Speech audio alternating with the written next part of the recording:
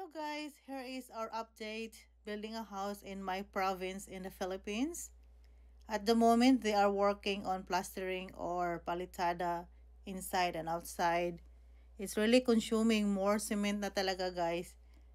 For outside, need to be stronger and inside, lighter mix. So 1 is to 6. So talagang maraming cement na talagang magagamit. And after plastering, workers, they are doing some areas, applying first layer of skim coat to smooth out any imperfections to create a uniform surface for painting. And our electrician is on site. We are on the stage of burying electrical conduit into the wall.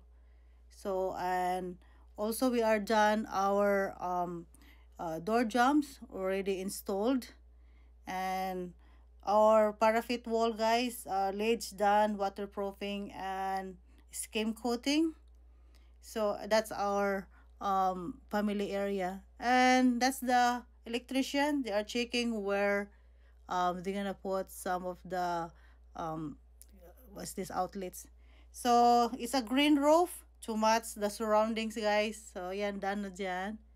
So again, thank you for watching, and bye bye, have a nice day everyone.